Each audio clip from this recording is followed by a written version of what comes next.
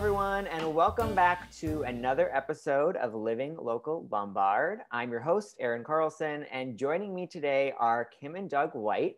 Their van dining venture is perhaps truly one of the most creative, if not the most creative and inspiring things that I personally have seen all year, what has been a tough year for a lot of people, and seems to be quite popular and making the rounds on social media.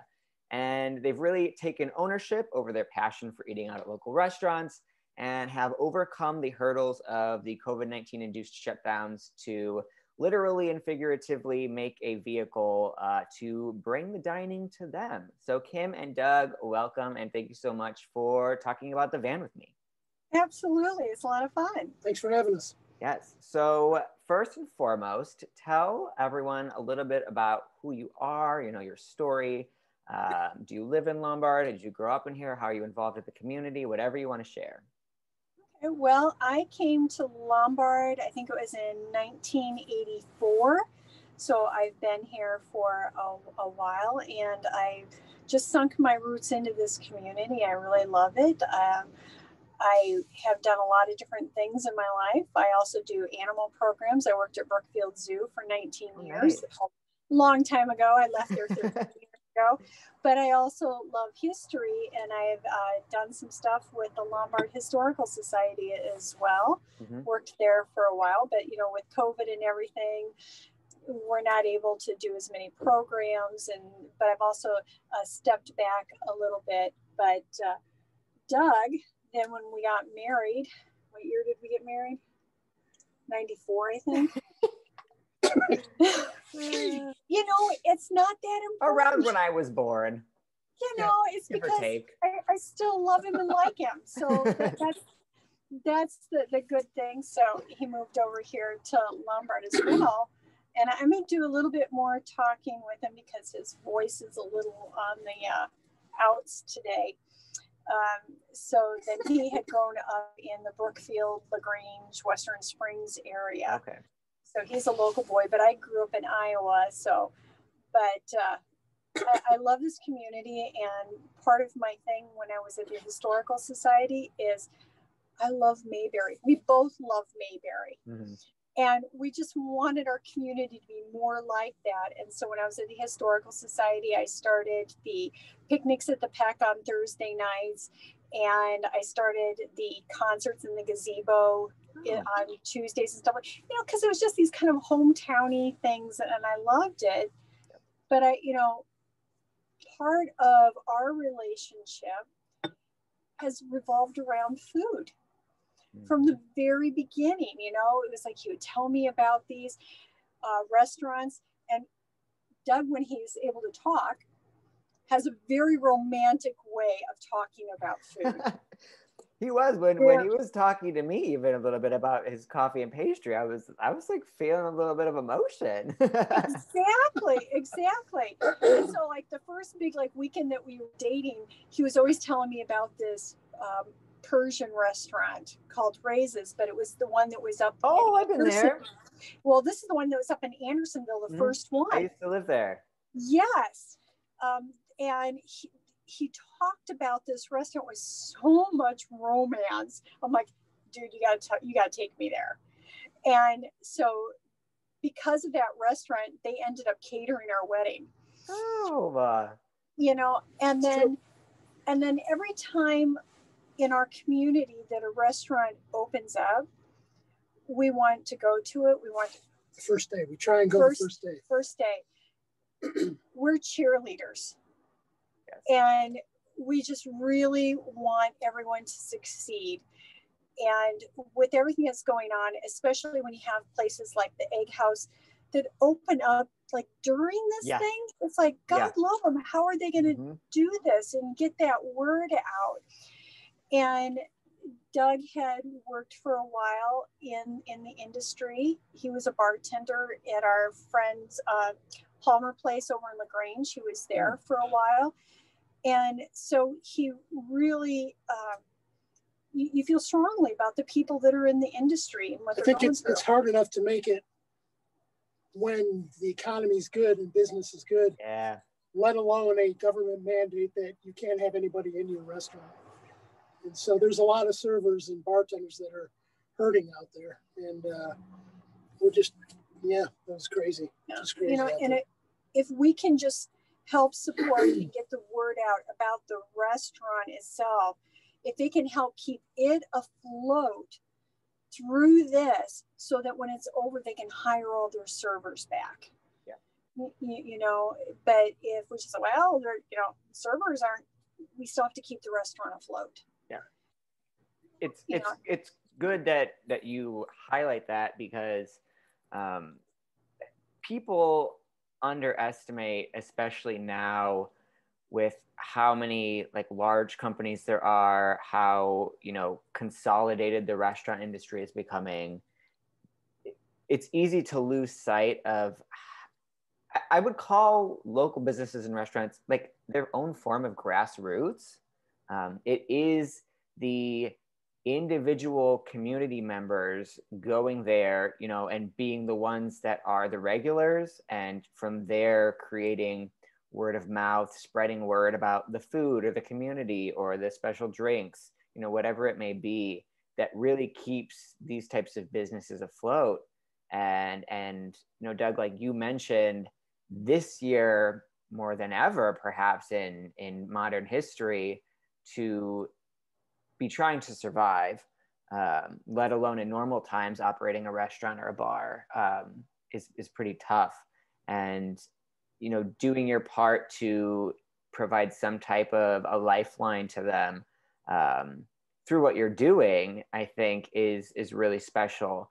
And so talk a little bit about, let's go back to when you came up with the idea for the van.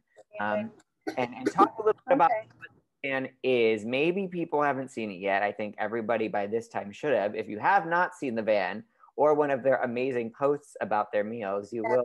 We'll spin it around here for a little bit, for a quick second. Oh, yeah. Inside of it. Oh my gosh, I feel like I'm there. There you go. It's so cute. So, in normal times, I do animal education programs, and a friend of ours, Michael Heaton, he passed away in last December, right about this time of year. And he was a musician, and he had this Ford Transit, and the Mikey Mobile. The Mikey Heaton Mobile. And we were able to acquire that from his dear wife, Christy. And I've been able to use it to transport my animals to shows. Well, that's when I can do them. But as it's gotten cold, I can't risk the lives of my reptiles in the cold. So I can't do outdoor programming. And then about a few days before this last mandate started, Doug was lamenting because, I mean, seriously, eating out is this one little joy that we have in this time. Doug, we found out that he has cancer at the end of June. And I'm beating it. He's beating it. But it's this little joy that we have. And in this time when there's so many things that aren't joyful, when the mandate came down again and Doug was lamenting about not being able to go out to eat, he said, I wish we had an RV, that we just had a dining room and we could just go to restaurants and eat there. And I went, I can turn the Ford Transit into that. And so I went to Menards and bought this little 4-foot table that fits perfectly in here. God. And he wanted a red and white checkered tablecloth. I figured, well, the only place I'm going to find one of those is at Restaurant Depot. Sure enough, they had it. And then he went to Menards and we got these lights, and I was attaching them up into the ceiling here and everything. And I'm like, okay. And we're so tired of eating out of carryout boxes that I was like, no, we're not going to do that. So we bring our own plates and our own cups and silver and things like that, so that we don't have to eat out of a stupid takeout box. It's just so frustrating. So, but the really cute thing is a couple of restaurants had heard about us, and when we just showed up at their restaurant, they didn't want us to use our plates. They wanted to use their plates and plate everything. I think partly because they haven't had to wash dishes in 3 months. So I think the restaurants seem to be having just as much fun with it as we are. So talk a little bit about where you've been so far, and how have the restaurants received you, and how are they, if I owned a restaurant, hypothetically, and I knew you two were coming in this van, I think I would pull out all of the stops. And like, not having served customers in a very long time, except for to-go bags, I would be like living for it. So tell me a little bit about what your experiences have been so far. You want some? I'll give it a try. Give it a try. We started off at Mission Barbecue.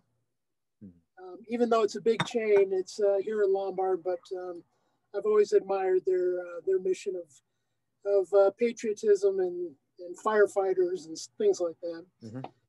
They liked it so much that they sent us a gift card for 3 sandwiches. Oh.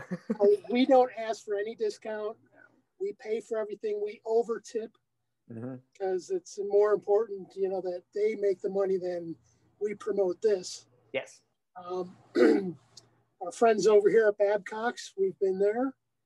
We're drinking coffee from the corner house right now. Yes, they're live outside of the corner house in their van. They are, truly. The Egg House, they've done a phenomenal job. Courageous cupcakes. Cupcakes for Courage over in Elmhurst. And their breakfast is amazing. And then we did go into Downers Grove to a tea house. Yeah, Pinecone Cottage. Pinecone Cottage Tea House. And that was because somebody recommended it to us. That's one of the other things that we really want. It's like, we can do just Lombard, but we know too that a lot of the satellite communities hire Lombard people too.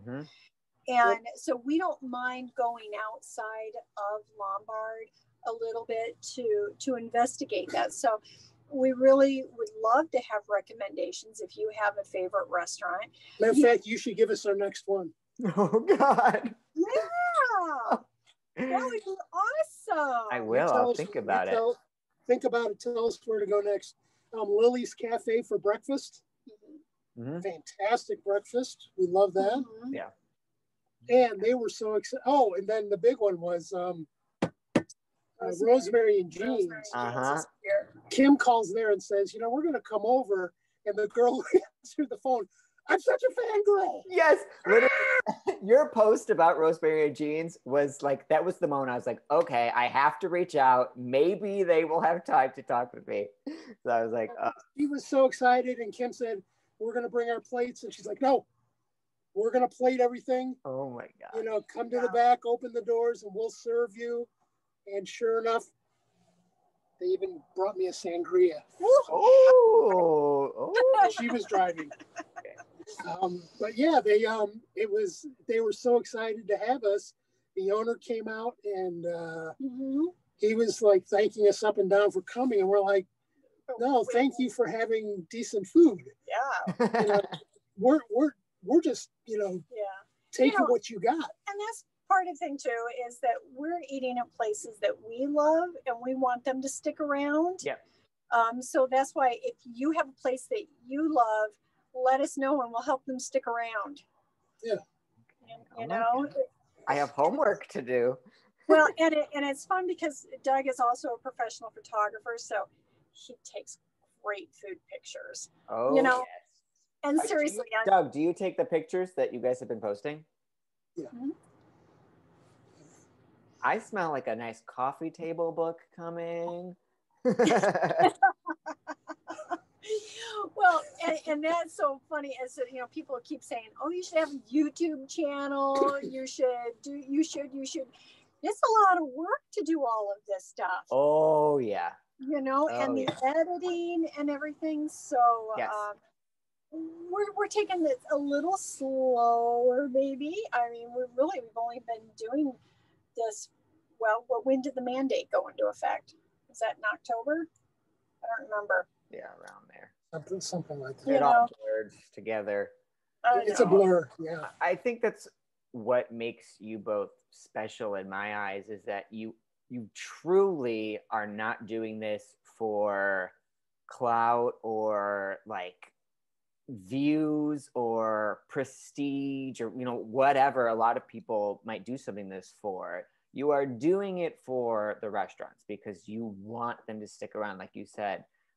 If you like one of these restaurants, one of these small businesses, whatever it is, you literally, I've always been saying this lately, you have to put your money where your mouth is, and you have to go, because it is our dollars that are going to allow them to pay the rent, allow them to keep their workers on, and ultimately to come out of this and hopefully have a new sense of normalcy sometime next year.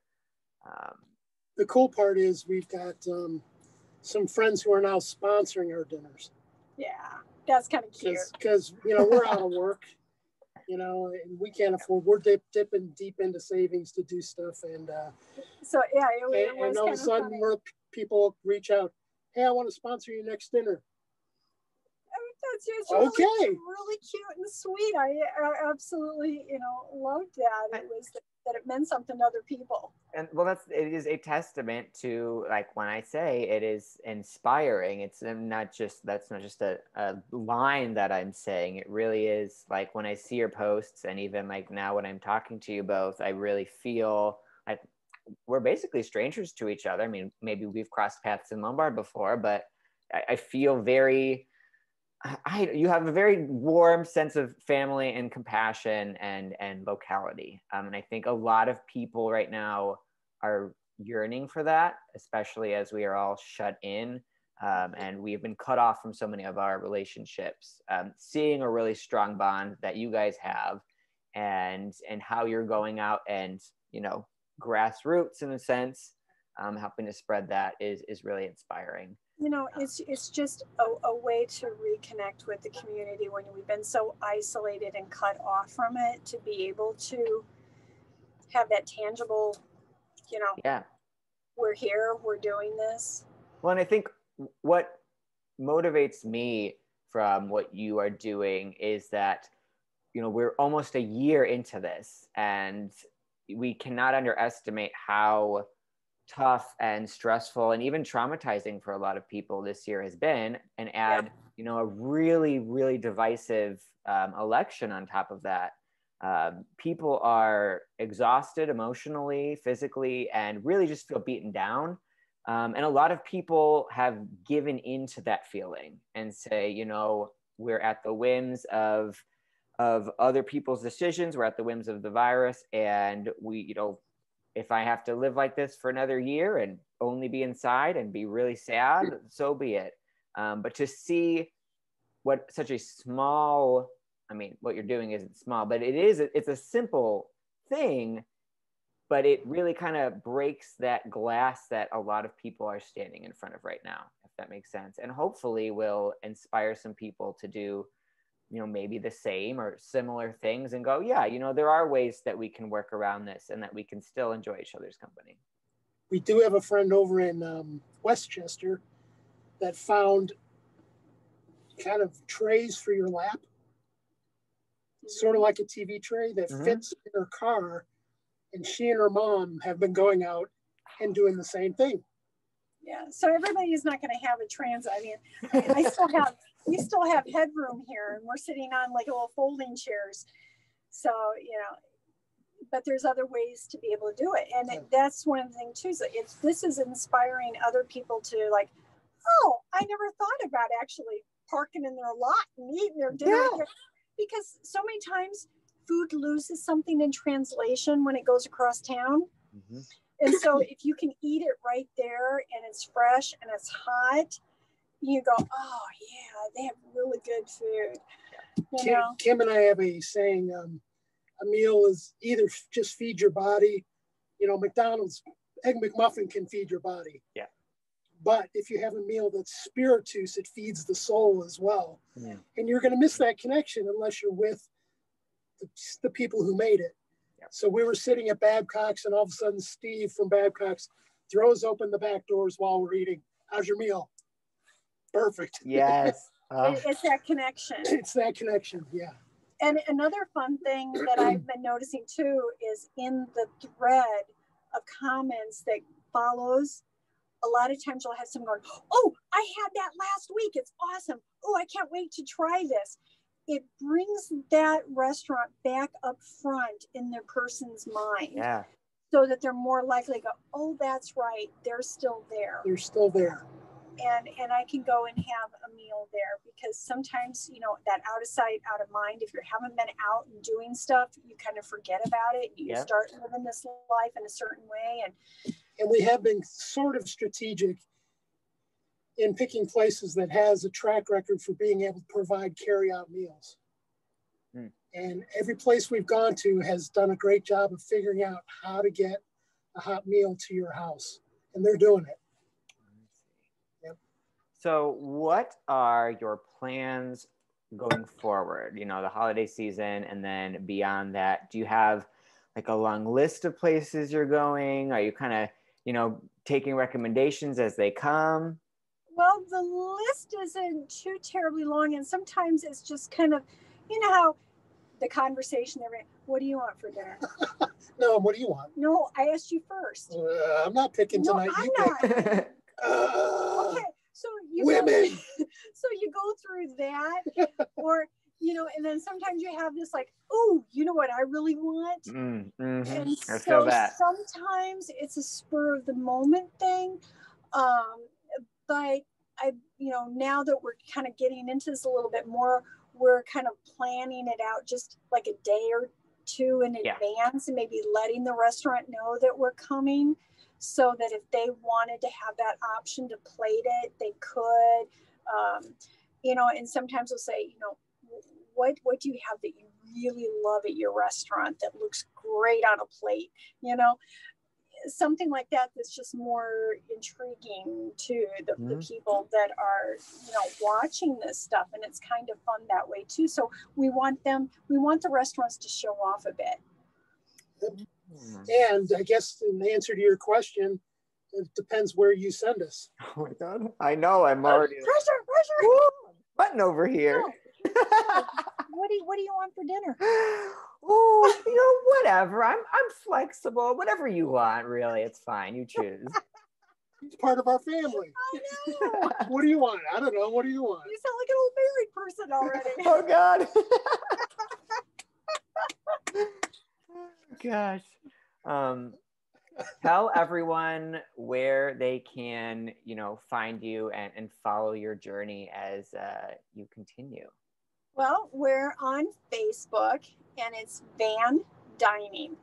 So first we were just posting things like either on my husband's news feed or my news feed, and as more people were asking about it, I figured, you know, we need one spot that we can just put all of those together in. So then, but then we're getting scolded that we don't have a YouTube channel and we don't have Instagram, and we're getting yelled at. How come you don't have Twitter? What's the matter with you? I'm like, we just want to eat some food. This was just for fun. We're old. your Instagram. I'm a young 25-year-old social media guru. There you go. We need to hire you. Yeah, it would be fun. I'll do it for free from all the inspiration you give me. You send me the pictures, I'll create some nice posts. You do some Instagram for us. Ooh, that's an idea. I do have an Instagram for my photography, but not for van dining. Not for van dining. Maybe we'll text after this. Perfect. I like where you're going. All right. Well, Kim and Doug, thank you again so much for taking time to chat with me. I look forward to following along, seeing where you go, and living vicariously through you as the van makes its way around the Chicagoland area. So again, thank you. Happy and don't think we're not kidding about picking a place. Oh, I know you have my phone number and email now, so we're going to just give you my address. We're going to be eating oatmeal and grilled cheese until you tell us what we're going to do. I'll send you guys some ramen noodles that you can have until I make my decision. Sounds like a true kid meal. Yeah, there you go. Very good. Well, it was really, really nice talking with you.